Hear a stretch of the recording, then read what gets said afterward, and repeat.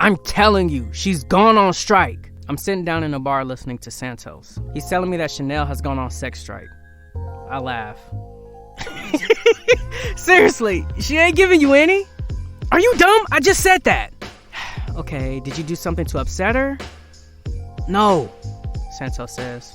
Bro, women don't just stop having sex with you unless you've done something to upset them. Now think, what the hell did you do? And please let it be tragic so I can laugh at you. Santos sighs and says, you always have to be a child, don't you? Santos thinks for a second. Look, she called me last night. He stops speaking as if he's remembered something. And I ask him, and I was in a bar with my bros and I rejected her call. I think for a beat. Would Chanel be pissed about that? How many times have you done that to Chanel? Santos' face falls. He says, 3 or 4 times. She's actually warned me about it in the past, and yeah, but it's still not enough to piss her off, I tell him. Santos looks worried. This dude right here is hyperventilating and shit. I chuckle. I'm enjoying the show. Oh, fuck, I can't believe I did that shit again! I feel sorry for the guy. I say to him, look, you need to get this problem under control. What's Chanel's favorite flowers? I'm not getting her flowers over this. I smile. Then kiss your relationship goodbye. Santos sighs. Look, bro, I'm a barber. I can't just keep buying her flowers every time I fuck up. I'm gonna go into debt if that's the case. Look, I need you just to give Chanel something that makes her smile. Santos gets an idea. And by that, I don't mean for you to offer her sex. A smile exits his face. This dude, seriously. Come on, she loves that. I send him a serious look. No, Santos, get her something romantic. He concedes and throws his arms in the air. Look, I'll ask Karen to see what Chanel likes. And maybe we can work together to get Chanel on your good side again. How are you and Karen, by the way? Santos asks. We're good. In fact, she's been giving me hints that she wants to move in with me. So, it's looking good for us. Santos laughs. She's hinting she wants to move in with you, but you two haven't had sex again? I sigh. Look, we're working on it. Santos comes back with, you mean you're too much of a chicken to do it with her in case she compares your tool with her ex? I laugh. No, bro. Look, I know my game is top of the class. Seriously? Santos looks worried. I know exactly what he's thinking. But I was drunk both times Chanel and I did our thing, so, it probably wasn't that good. Santos relaxes.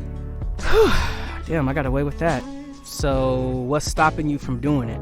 Have you noticed the fact that Karen has 3 kids? I ask him. Yeah, but they've gone back to school, right? Yeah, but, we never have the house to ourselves. My mom works nights, so she's always in during the day. Plus, my bro's always in the place with his girls, so... Santos glares at me. He knows I'm making stupid excuses.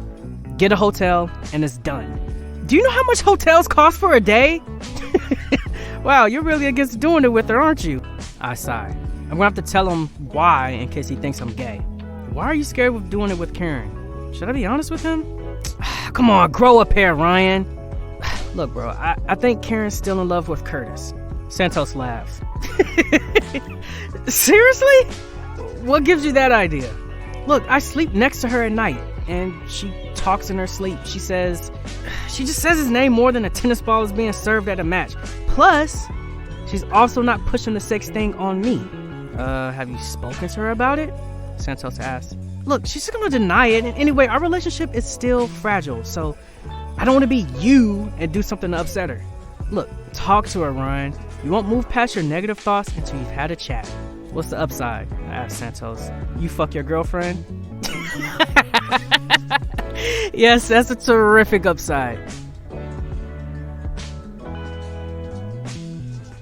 Later, I'm with Karen. She's making dinner for the kids.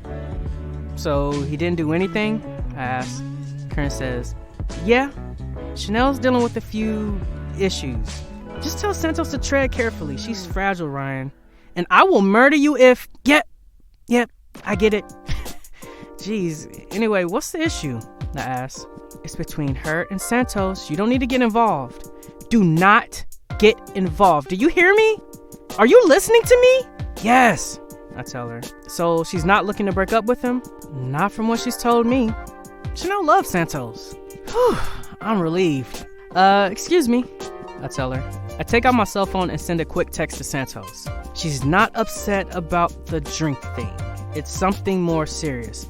But don't push too hard on finding out the truth. Build up to the truth.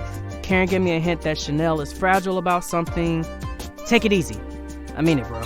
Joey walks over to me reading a graphic comic book.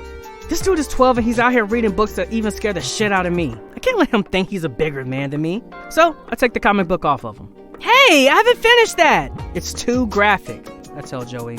Too graphic, or are you just jealous I can read them without puking, unlike you? Joey smiles at me. The little shit has me. He always has me. How do I stop that? Okay, I'm just gonna say it. I still hate Joey. There ain't no love lost between us. There never will be.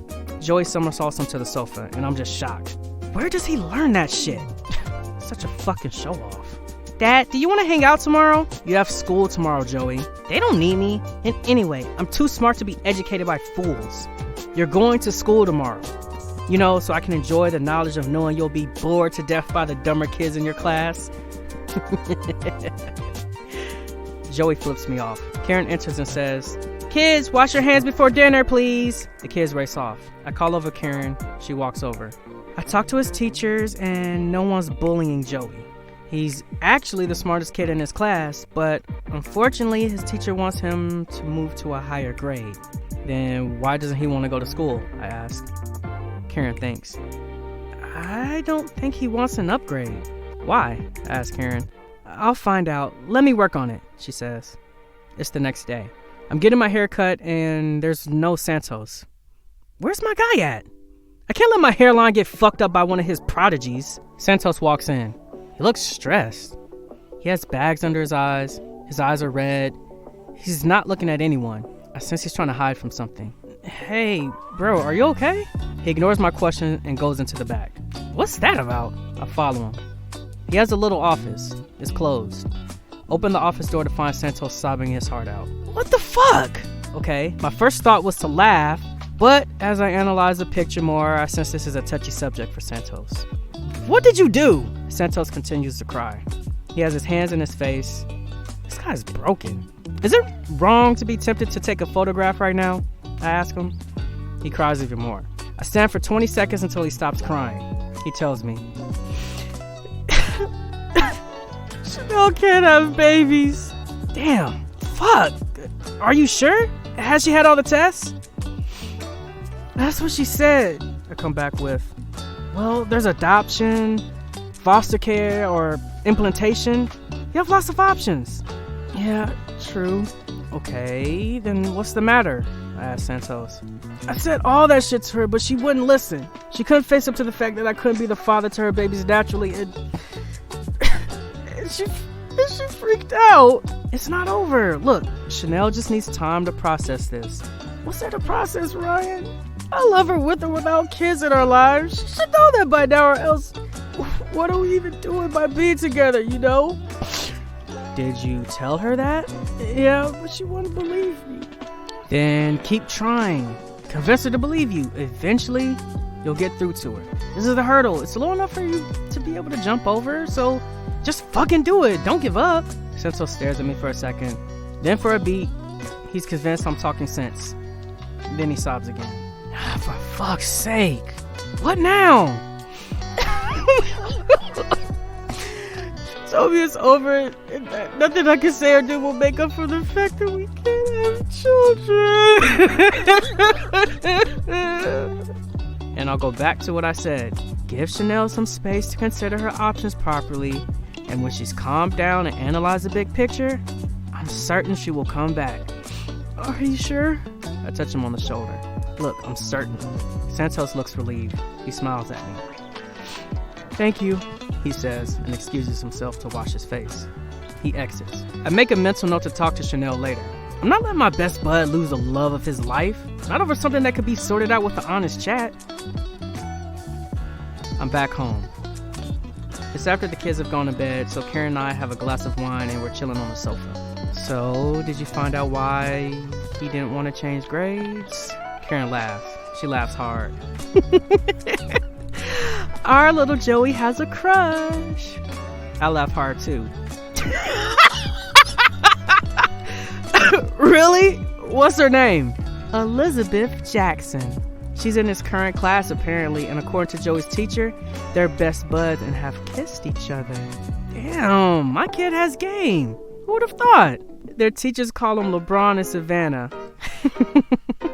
Ooh, I like that name for them. Karen smacks me on the arm. Joey's too young for that. Behave yourself. So, should we let him change grades or stay in class? I ask. I asked him about it and he wants to stay, Karen says. But he'll be bored in class, I tell Karen. I know, but his happiness matters more than what we want, right? I guess, I tell her. Let's let it play out for a few weeks, and then if he's still keen on Elizabeth in a month or so, we'll accept it. And if he's not, I ask, we push that boy to be a doctor so mama gets her dream Florida house when she's in her 60s. I laugh and kiss her. I think for a beat. You know what? I don't need the sex part of this relationship. It has enough going for it to not need that. Yeah, right. Okay, I'm getting lame. Who thinks like that? Karen excuses herself and heads off. I'm sitting on the sofa when a text comes through my phone. It's from Santos. Chanel's in the hospital. I don't know what happened. The doctors aren't telling me anything. It reads, help me! Fuck! What's happened to her? Karen enters and sees the look of concern on my face. She knows this is bad. This Shit Is Real was read by me, Smurf Brown, and written by Joao and Nsita.